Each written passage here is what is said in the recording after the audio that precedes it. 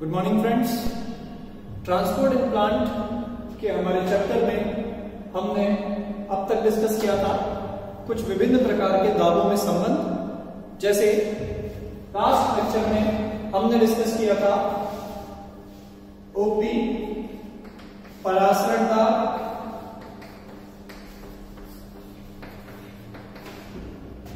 TP, स्फीति दाब और DPD, जिसे हम कहते हैं हिंदी में विसरण दाब न्यूनता। तो इन तीनों प्रकार के दाबों में osmotic pressure, turgor pressure and diffusion pressure deficient, इन तीनों प्रकार के दाबों में हमने संबंध प्राप्त किया था DPD is equal to OP minus TP, अर्थात विसरण दाब न्यूनता परासरण दाब और स्फीति दाब का अंतर होती है। हम जीवित तंत्रों के लिए बात कर रहे हैं और ये बात अगर हम पादप कोशिका पे अप्लाई करते हैं तो पादप कोशिका के अंदर जो जल की मांग है, कितने जल की उसे आवश्यकता है, इस बात को दर्शाने के लिए जो हमारा सबसे मुख्य पहलू था वो डीपीडी है, विसरण दाब न्यूनता है। और विसरण दाब न्यूनता परासरण दाब और स्फीति दाब का अंतर होती है। अर्थात हम सब जानते हैं कि एक कोशिका का जो परासरण दाब है वो उसके अंदर उपस्थित विलेय की सांद्रता के कारण है। अर्थात कोशिका के अंदर जो कोशिका द्रव्य है, कोशिका के अंदर जो कोशिका रस है उसकी रिक्तिका में, वैक्यूल में, उसकी वजह से उसमें जो विलेय मौजूद है उसकी वजह से कोशिका जल की मांग रखती है, कोशिका जल को धारण करने की प्रवृत्ति रखती है। अगर इस कोशिका को एक तनु विलयन में या शुद्ध जल में रख दिया जाए तो ये जल को ग्रहण करेगी क्योंकि इसमें विलेय की मात्रा अधिक है। तो परासरण दाब वह जल है, परासरण दाब वह दाब है जो कोशिका में जल के आने के लिए उत्तरदायी है। लेकिन साथ ही उस कोशिका के अंदर पहले से भी मौजूद कुछ जल है, जैसा कि मैंने लास्ट लेक्चर में आपको डायग्राम से बताया था। वो जो जल वहां मौजूद है वो एक द्रव स्थैतिक दाब उत्पन्न करता है, अर्थात जल के किसी तंत्र में मौजूद रहने से उत्पन्न दाब। तो जो द्रव स्थैतिक दाब यहां कोशिका द्रव और कोशिका रस में उपस्थित जल उत्पन्न कर रहा है, उस द्रव स्थैतिक दाब के कारण कोशिका झिल्लियों में एक तनन सामर्थ्य विकसित होती है, एक स्ट्रेचेबिलिटी विकसित होती है, जिसे हमने टर्जिडिटी का नाम दिया था, अर्थात स्फीति नाम दिया था, जिसकी वजह से झिल्लियां खिंची हुई रहती हैं। और झिल्ली से बाहर क्या है? झिल्ली से बाहर है कोशिका भित्ति।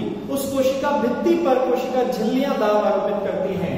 हमने इस प्रकार से एक पादप कोशिका को दर्शाया था, तो हमने देखा था कि उसकी जो मेम्ब्रेन्स हैं वो मेम्ब्रेन्स इसकी वॉल के साथ बिल्कुल सटी हुई हैं, क्योंकि इनके अंदर जो तरल है, जो पानी है, वो एक टर्जिडिटी, एक स्फीति पैदा कर रहा है और उस स्फीति के कारण ये खिंची हुई है।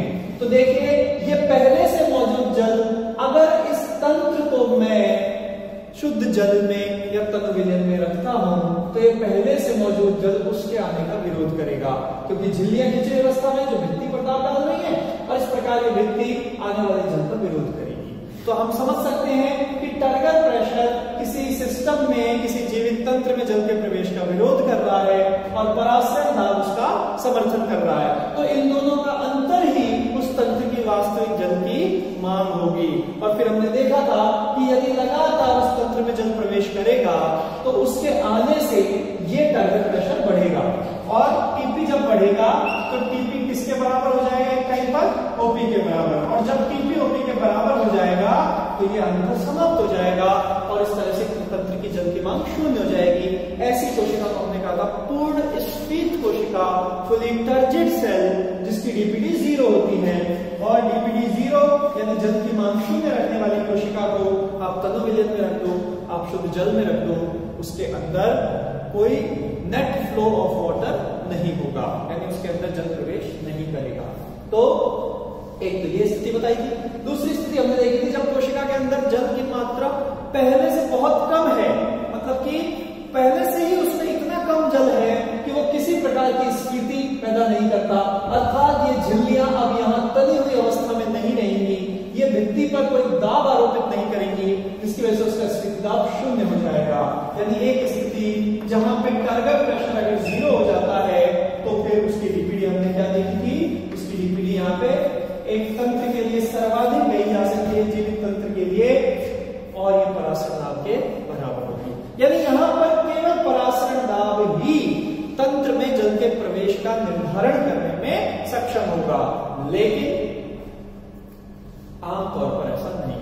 कोशिका के अंदर परासरण दाब के साथ कुछ स्थिति दाब भी होता है, जिनके अंतर से ही उसमें जल के प्रवेश का निर्धारण होता है। इसलिए हम इसे किससे बताते हैं, डीपीडीसी, डिफ्यूजन प्रेशर डेफिशिएंट, विसरण दाब न्यूनता। तो अगर दाब के आधार पर बात की गई हो तो तंत्र में जल का प्रवेश विसरण दाब न्यूनता के आधार पर निर्धारित होगा। लेकिन ये दाब का जो कॉन्सेप्ट है, ये अवधारणा पुरानी अवधारणा है। आजकल हम एक नए शब्द से जल के स्थानांतरण को, जल के आदान प्रदान को समझते हैं, और वो शब्द है विभव, पोटेंशियल। तो आज जो हम सबसे महत्वपूर्ण डिस्कशन करने जा रहे हैं वो है जल विभव और अन्य प्रकार के विभव और उनमें आपसी संबंध। तो आज हम समझेंगे वाटर पोटेंशियल।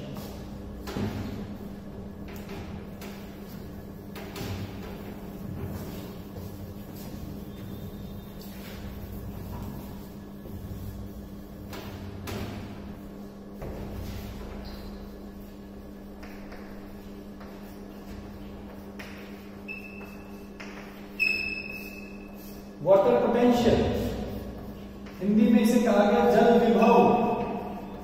अब तक हम दाब के आधार पर बात कर रहे थे, अब ये विभव क्या चीज है, ये क्यों महत्वपूर्ण है। तो देखिए कि अभी तक हमने विभिन्न प्रकार के तंत्रों में जल के आदान प्रदान को जिस दाब के आधार पर समझा, उसको उत्पन्न करने वाली प्रमुख चीज क्या थी, विलेय। तंत्र में हमने देखा था कि अगर विलेय की मात्रा अधिक है तो परासरण दाब ज्यादा है, जो जल के आने के लिए जिम्मेदार होगा, और अगर पहले से मौजूद जलवायु है तो उसका विरोध करेगा, और उनके अंतर से हम डिसाइड करेंगे कि तंत्र की वाटर डिमांड कितनी है, कोई सिस्टम कितनी वाटर की रिक्वायरमेंट रखता है और उसमें कितना जल प्रवेश कर सकता है। लेकिन ये विलेय की सांद्रता के आधार पर इनको समझना इतना सही नहीं है, सटीक नहीं है, क्योंकि जल का जो गति है, जो वाटर का जो मूवमेंट है, वो हमेशा एक बहुत महत्वपूर्ण कारक से निर्धारित होता है, और उसका नाम होता है मुक्त ऊर्जा। तो बच्चों, यहाँ विभव को हम रिलेट करेंगे फ्री एनर्जी से, मुक्त ऊर्जा से। तो देखिए यहाँ पर हमने एक शब्द इस्तेमाल किया, फ्री एनर्जी, मुक्त ऊर्जा। तो सबसे पहले केवल शब्द विभव की बात करें, पोटेंशियल की बात करें, फिजिक्स में, केमिस्ट्री में हम इस शब्द का खूब इस्तेमाल करते हैं। विभव, क्या तात्पर्य होता है विभव से? आमतौर पर विभव का संबंध हम हमेशा किए गए कार्य से लेते हैं, और क्या कार्य के लिए हमेशा ऊर्जा की आवश्यकता होती है। आप फिजिक्स में जब बात करते हैं विद्युत विभव की या गुरुत्वीय विभव की, तो इस प्रकार जहां भी पोटेंशियल वर्ड यूज किया जाता है, वहां किसी यूनिट क्वांटिटी को, किसी एकांक राशि को, किसी फोर्स के अगेंस्ट, किसी बल क्षेत्र के विरुद्ध उसको लाया जाता है, और उसको लाने में जो कार्य किया जाता है उसे आमतौर पर विभव के तौर पर समझाया जाता है। फिजिक्स में इस तरह की डेफिनेशन आप पढ़ेंगे।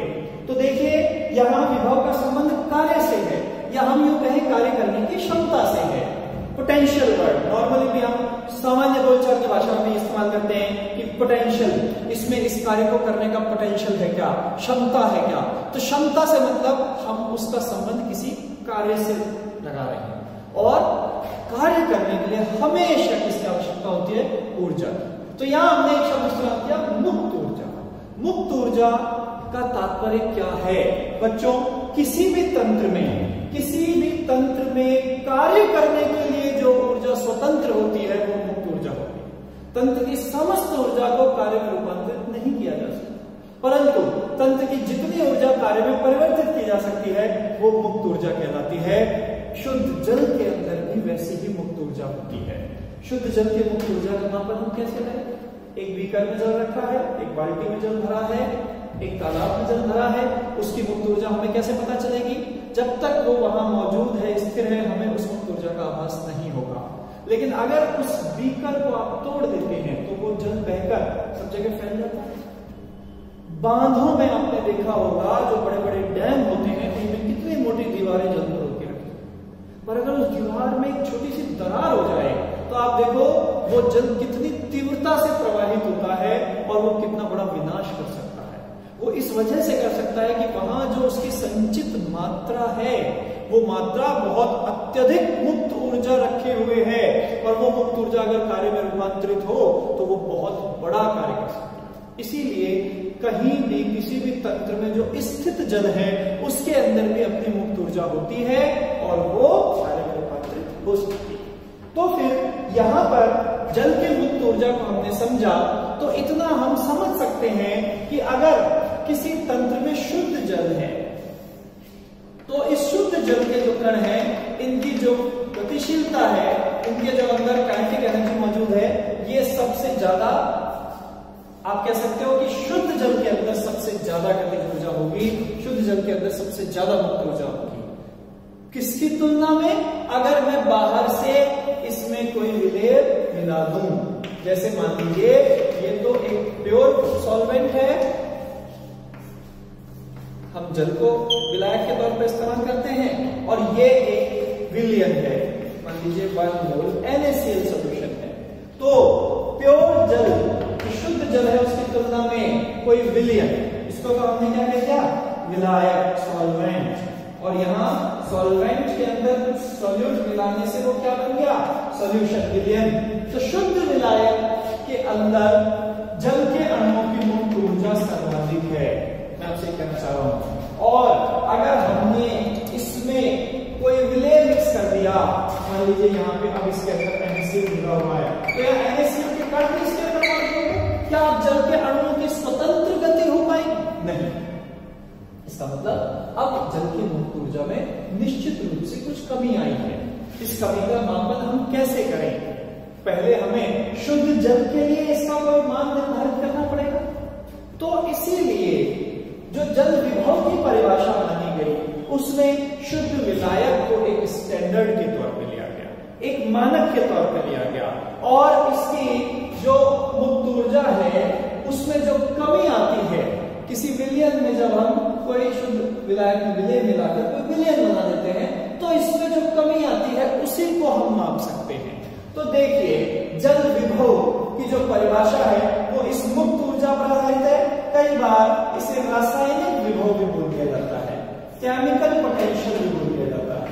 केमिकल पोटेंशियल इसलिए क्योंकि जल खुद एक रसायन है और उस रसायन के अंदर अपनी जो क्षमता है कार्य करने की उसी को मुक्त ऊर्जा के तौर पे कहा जा रहा है, तो इसलिए इसे रासायनिक विभव भी कह दिया गया। तो जल विभव क्या है और इसे मुक्त ऊर्जा या रासायनिक विभव की अवधारणा से हम कैसे समझाएंगे?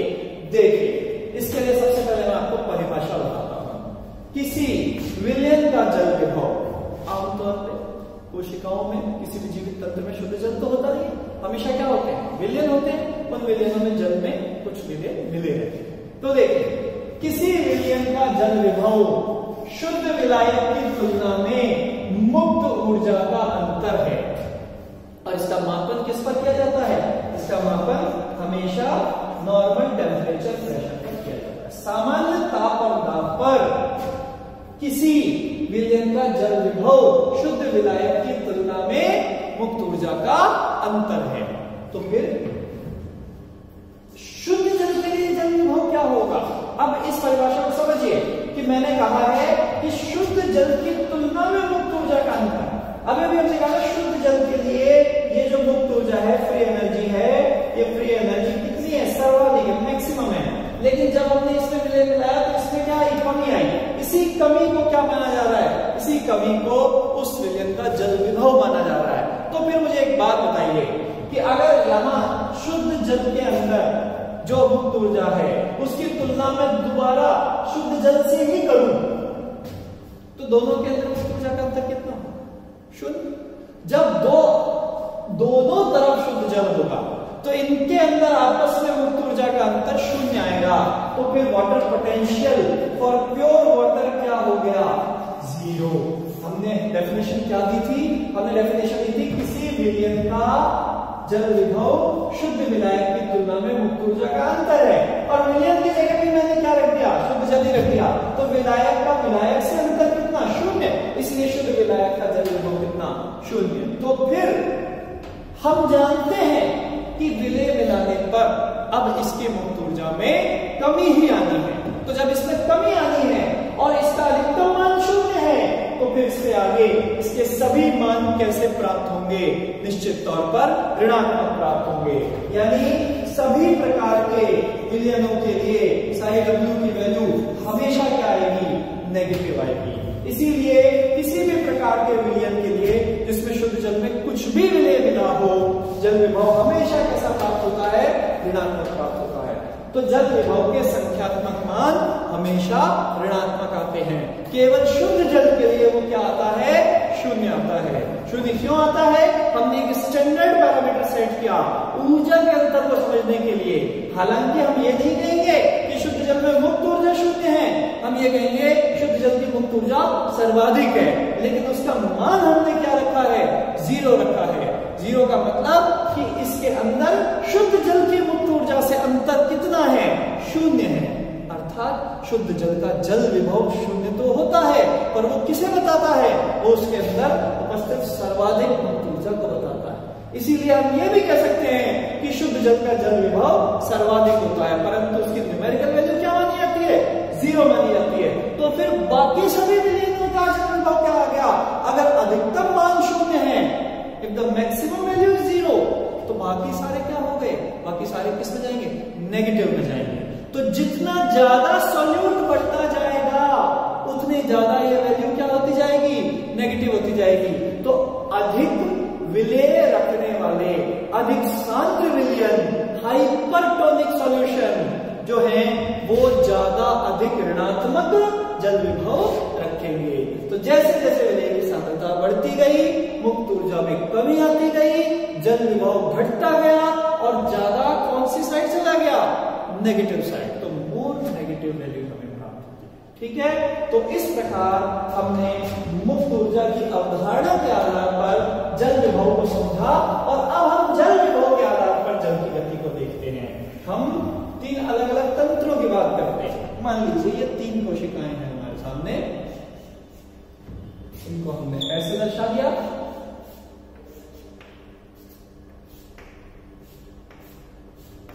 A, B, C। आपको सीधे सीधे मान लिए गए साई W के, एक तरफ -2, एक तरफ -4 और एक तरफ -6। तो 3 कोशिकाओं में जल विभव -2, -4, -6। बताइए सबसे ज्यादा ऋणात्मक मान किसका है? सबसे ज्यादा ऋणात्मक मान C कोशिका का है। और हम हमेशा ध्यान रखेंगे जल विभव में जल की गति या जल विभव के अनुसार जल की गति हमेशा किस ओर होगी? जिस तरफ साइड W की वैल्यू कैसी होगी? More negative side. जल का प्रवाह हमेशा अधिक ऋणात्मक जल विभव की ओर होगा। तो अधिक ऋणात्मक यहाँ जल विभव कौन है? अधिक ऋणात्मक जल विभव यहाँ C कोशिका का है। तो A से भी और B से भी कौन जल प्राप्त करेगा? C प्राप्त करेगा। लेकिन A की तुलना में B का भी जल विभव क्या है? अधिक ऋणात्मक है। तो A से जल B प्राप्त कर सकता है, B से तो C प्राप्त करेगा, C दोनों से प्राप्त कर सकता है। यानी कि जिस भी तंत्र या कोशिका का जल विभव अधिक ऋणात्मक होगा उसको ही जल की प्राप्ति होगी, उसकी ओर जल का प्रवाह होगा। भले ही बीच में सेमी परमेबल मेम्ब्रेन रहेगी, ऑस्मोसिस के थ्रू ही ये प्रवाह हो रहा है, पर ये प्रवाह किस आधार पर हो रहा है? अब तक तो हम विलय की सांद्रता से बात करते थे, इस बार हम फ्री एनर्जी के कॉन्सेप्ट से बात कर रहे हैं, मुक्त ऊर्जा के आधार से बात कर रहे हैं, इसलिए जल विभव के आधार पर बात कर रहे हैं। और हमने कहा है कि जल विभव के आधार पर जल का प्रवाह हमेशा किस ओर होगा? अधिक ऋणात्मक जल विभव की ओर। ठीक है, तो यहाँ पर हमें जल विभव की अवधारणा समझ में आई। देखिए, इसको दर्शाने के लिए हमने ग्रीक लेटर इस्तेमाल किया साई, और ग्रीक लेटर साई के साथ हमने W लगा दिया। ये बताता है कि ये वाटर का पोटेंशियल है साई W। लेकिन एक और बात, हमने यहाँ शब्द तो यूज किया है विभव, परंतु इसका मापन जिस भौतिक राशि से हम करेंगे वो राशियां दाब की ही होती हैं। यानी यहाँ पर जल विभव साई W का मापन हमेशा किया जाएगा दाब की राशि में, जैसे पास्कल या मेगा पास्कल, बार या वातावरणीय दाब, एटमॉस्फेरिक प्रेशर या मिलीमीटर ऑफ Hg, ये सब जो दाब के मापन के मात्रक हैं, तरीके हैं, उन्हीं से हम विभव का मापन करेंगे। जैसे कि हम कहते हैं कि मृदा में उपस्थित जल का जल विभव है 0.1 -0.1 मेगा पास्कल, लगभग वातावरणीय दाब के बराबर। तो ये हमेशा याद रखें कि जल विभव में शब्द भले विभव है, लेकिन उसका मापन किन मात्रकों के आधार पर होगा? दाब के मात्रकों के आधार पर होगा। तो पहली चीज जो हमने अभी डिस्कस की वो जल विभव। अब एक और बात, शुद्ध जल का जल विभव हमने बताया है 0, लेकिन इसके लिए हमने क्या कंसीडर किया था? Normal temperature and pressure. तो यहाँ जो प्रेशर है वो एक एटमॉस्फेरिक प्रेशर है, यानी वायुमंडलीय दाब के अतिरिक्त और कोई बाहरी दाब अगर उस पर नहीं लग रहा हो, तभी हम शुद्ध जल के लिए साइन W क्या मानते हैं? 0 मानते हैं। तो यहाँ इसकी कंडीशन क्या हो गई? No other pressure other than atmospheric pressure, means वायुमंडलीय दाब के अतिरिक्त अन्य कोई दाब वहां नहीं हो। वायुमंडलीय दाब के अलावा सभी दाबों की अनुपस्थिति में शुद्ध जल का जल विभव 0 होता है, प्योर सॉल्वेंट बिल्कुल। और अगर इसमें कुछ भी हम मिला देंगे तो किस साइड चला जाएगा? नेगेटिव। ओके, तो साइड W का बेसिक इंट्रोडक्शन यहाँ आपको समझ में आया होगा। अब हम देखते हैं कंपोनेंट्स ऑफ साइड। इस साइड W को बनाने के लिए कौन कौन से घटक जिम्मेदार हैं? तो देखिए यहाँ पर साइड W में जो कंपोनेंट है उसमें एक महत्वपूर्ण घटक है साई S, जिसे हम नाम देते हैं सॉल्यूट पोटेंशियल, विलेय विभव।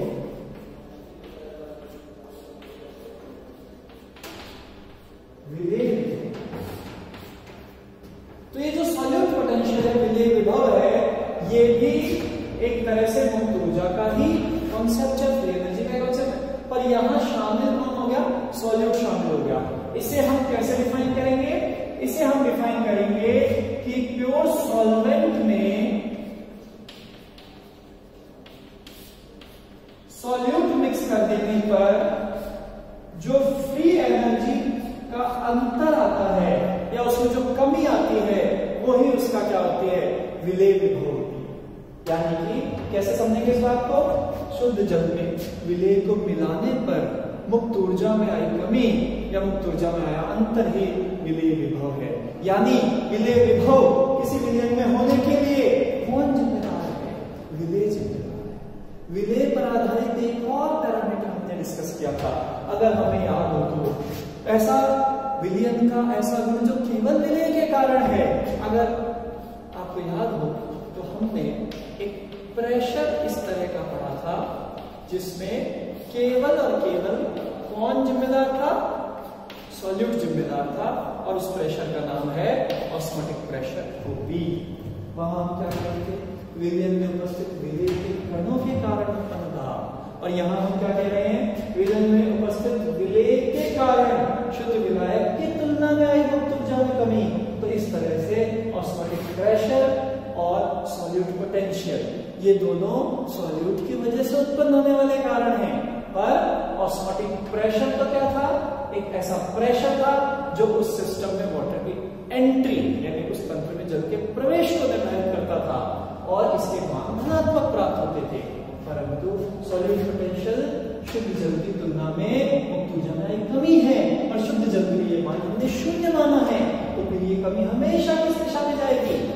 ऋणात्मक दिशा, नेगेटिव साइड में। इसीलिए सॉल्यूट पोटेंशियल और ऑस्मोटिक प्रेशर को अगर हम रिलेट करना चाहें तो दोनों सॉल्यूट पे डिपेंड हैं, दोनों की न्यूमेरिकल वैल्यू एक जैसी है, पर सॉल्यूट पोटेंशियल ऑस्मोटिक प्रेशर का ऋणात्मक होता है, उसके ऋणात्मक मान के बराबर होता है।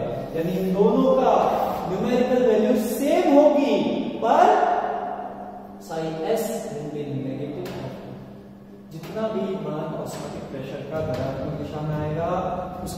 विभव उतना ही ऋणात्मक दिशा में होगा, क्योंकि ये विलय मिलाने पर ऊर्जाई कमी है। ठीक है, तो हम देख सकते हैं दो अलग अलग तंत्र जिनके अंदर अगर हमें सॉल्यूट पार्टिकल्स का नंबर पता हो, एक सिस्टम ये है और एक सिस्टम आप देख सकते हैं ये है, तो सॉल्यूट पार्टिकल का डिफरेंस आपको पता है ए और बी में। बताइए किसका सॉल्यूट पोटेंशियल न्यूमेरिकली हाई होगा? संख्यात्मक रूप से सॉल्यूट पोटेंशियल किसका ज्यादा है?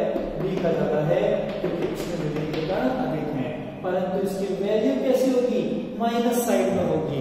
इसीलिए अगर हम देखें तो ये मोर नेगेटिव साइज होगा और ये लेस नेगेटिव साइज होगा, तो फिर बड़ा कौन हो गया? जो लेस नेगेटिव। तो इसीलिए अगर हम बात ऑस्मोटिक प्रेशर की करें तो बी का ऑस्मोटिक प्रेशर ए से ज्यादा है, पर अगर हम बात सॉल्यूट पोटेंशियल की करें, विलय विभव की करें, तो ए का सॉल्यूट पोटेंशियल बी से ज्यादा है, क्योंकि ये लेस नेगेटिव है और ये मोर नेगेटिव है। तो एक बार फिर मैं आपको बता दूं विलय विभव की परिभाषा कि किसी शुद्ध विलायक में विलय मिलाने पर उसके मुक्त ऊर्जा में जो कमी आती है वही उसका विलय विभव कहलाता है।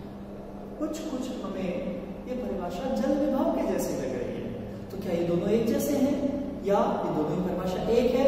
ये अभी हम समझेंगे, ये अभी एक चीज और पढ़ने के बाद क्लियर होगा। तो ठीक है, अभी तक साई एस के बारे में जो भी कुछ बताया गया वो आपको समझ में आ गया। अब हम इसका दूसरा घटक देखते हैं, साई डब्ल्यू का जल विभव का दूसरा घटक है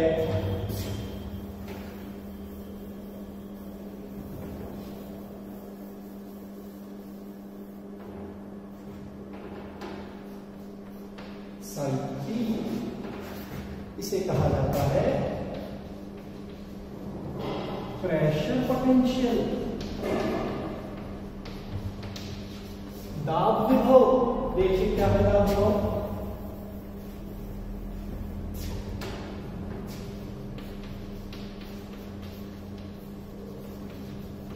दाब विभव, प्रेशर पोटेंशियल किसी भी सिस्टम में पहले से मौजूद जल के कारण जो हाइड्रोस्टैटिक प्रेशर होता है, किसी सिस्टम में पहले से मौजूद जल के कारण जो हाइड्रोस्टैटिक प्रेशर अर्थात द्रव स्थैतिक दाब होता है, इस द्रव स्थैतिक दाब के कारण उसमें जो विभव उत्पन्न होता है उसे दाब विभव कहा जाता है। किसी तंत्र में पहले से मौजूद जल के कारण उत्पन्न द्रव स्थैतिक दाब के कारण विकसित होने वाला विभव दाब विभव है। तो ये द्रव स्थैतिक दाब भी कुछ सुना हुआ शब्द नहीं लगता आपको? आपने इससे संबंधित एक विशेष दाब पढ़ा था। इस द्रव स्थैतिक दाब को हमने क्या कहा था? टर्गर प्रेशर, स्फीति दाब। और आपको याद होगा कि स्फीति दाब ही अकेला ऐसा दाब है किसी जीवित तंत्र में जो बाहर की ओर लग रहा है, जिसे प्रेशर गॉज एक उपकरण होता है दाब मापने का, दाब मापी, उससे इसे वास्तव में मापा जा सकता है। परासित दाब हम नहीं माप सकते प्रेशर गॉज से सीधे, क्योंकि परासित दाब तो तंत्र के अंदर मौजूद है और वो तो जल के प्रवेश से डिसाइड होगा, लेकिन ये तो पहले से जो जल है उसकी वजह से। तो याद करो स्फीति दाब बिल्कुल इसी प्रकार से द्रव स्थैतिक दाब से संबंधित था। तो फिर तो दाब विभव और स्फीति दाब कुछ एक ही दिशा में जा रहे हैं, तो क्या इनमें कोई संबंध है? बिल्कुल है, इनमें जो संबंध है वो ये है कि दोनों एक ही हैं। प्रेशर पोटेंशियल और टर्गर प्रेशर की वैल्यू बिल्कुल बराबर होती है और इनका चिन्ह भी समान होता है, दोनों धनात्मक दाब है। तो किसी तंत्र में उपस्थित जल के कारण द्रव स्थैतिक दाब से उत्पन्न विभव दाब विभव कहलाता है और ये सीधा स्फीति दाब के बराबर होता है। तो यहां पर हमने वाटर पोटेंशियल से दो कंपोनेंट समझे, एक तो साई एस और दूसरा साई पी। ये दोनों से मिलकर जल विभव बनता है। देखिए इसके अलावा भी कंपोनेंट होते हैं, जैसे मैट्रिकल पोटेंशियल साई एम, जैसे potential due to gravity psi G, यानी मैट्रिक्स पोटेंशियल और ग्रेविटी गुरुत्वाकर्षण विभव भी होते हैं, पर ये बहुत अधिक ऊंचाइयों पे क्रियाशील होते हैं, इसलिए हम इसको कंसीडर नहीं करते। और जो साई एम है ये इम्बाइबिशन से संबंधित है, अंतःचूषण नामक एक प्रक्रिया है जिसे मैं आगे समझाऊंगा, जो कि आपके जो शुष्क बीज होते हैं उनके अंकुरण के दौरान महत्वपूर्ण होती होती है, तो उस साई एम को भी अभी हम नहीं कंसीडर कर रहे। एक आमतौर पे जो पादप कोशिका है वेल हाइड्रेटेड है, अच्छी तरह से जल योजित कोशिका होती है, भित्ति में खूब जल उसके मौजूद होता है, इसलिए वहां साई एम इतना क्रियाशील नहीं होता। कहने का मतलब इन साई एम और साई जी जैसी घटकों को मैं यहाँ कंसीडर नहीं कर रहा हूँ, और साई डब्ल्यू जो है वो केवल इन दो घटकों से मिलकर आपको बताया जा रहा है, साई एस और साई बी। यानी किसी तंत्र का जल विभव उस तंत्र में उपस्थित विलेय विभव और दाब विभव का योग होता है। अब इनका खुद का संख्यात्मक मान क्या है, ये जल विभव के संख्यात्मक मान को निर्धारित करेगा। कैसे, देखिए अभी हमने एक चीज और देखी है, क्या कि जो साई एस है, ये साई एस ऑस्मोटिक प्रेशर के ऋणात्मक होता है, और जो साई पी है ये साई पी टर्मिनल प्रेशर के बिल्कुल समान होता है। परंतु मैं आपसे क्या कह रहा हूं, मैं आपसे कह रहा हूं कि तंत्र की जो जल की मांग है उसका निर्धारण का वर्तमान तरीका साई डब्ल्यू है, जल विभव है। यानी जल विभव से ही हम किसी तंत्र में जल आएगा या जाएगा इसका निर्धारण करेंगे। इससे पहले हमने इस बात को किससे डिसाइड किया था, विसरण दाब न्यूनता से, डीपीडी से। तो आप देखिए कि इससे पहले तक जब बात दाब आ रही थी तब हम उसे डीपीडी से डिसाइड कर रहे थे, और अब बात विभव आधारित हो गई है तो हमारे पास एक शब्द आ गया साई डब्ल्यू। हम कह रहे थे कि विलेय मिलाने पर उसके विसरण दाब में कमी आती है, तो विसरण दाब न्यूनता बढ़ती है। जैसे जैसे सॉल्यूट बढ़ेगा तंत्र की विसरण दाब न्यूनता बढ़ेगी। लेकिन यहां पे क्या कहा, शुद्ध जल का जल विभव शून्य है। डीपीडी भी जीरो थी, इसकी प्योर वाटर की, और साई डब्ल्यू भी क्या है, जीरो है। किसका, प्योर वाटर का। प्योर वाटर का डीपीडी भी जीरो है, प्योर वाटर का साई डब्ल्यू भी जीरो है। पर डीपीडी में सॉल्यूट मिलाने पर ये बढ़ती है, और साई डब्ल्यू के केस में सॉल्यूट मिलाने पर ये घटता है और किसी भी विलयन के लिए ऋणात्मक होता जाता है। ये शून्य से शुरू होकर ऋणात्मक की ओर जा रहा है, और ये शून्य से शुरू होकर ऋणात्मक की ओर जा रही है। इसका मतलब इन दोनों का मान तो समान है, बस केवल चिन्ह का अंतर है। तो फिर हम क्या कह सकते हैं, हम यहाँ एक बात और कह सकते हैं, और वो ये कि साई डब्ल्यू को अगर मैं कंसिडर करूं तो साई डब्ल्यू डीपीडी विसरण दाब न्यूनता का नेगेटिव होगा, माइनस ऑफ डीपीडी के इक्वल होता है साई डब्ल्यू। तो psi S is equal to minus of P, psi P is equal to TP, and psi W is equal to minus of DPD. अब देखिए हमने इससे पहले इन तीनों प्रकार के दाबों में संबंध स्थापित कर रखा है।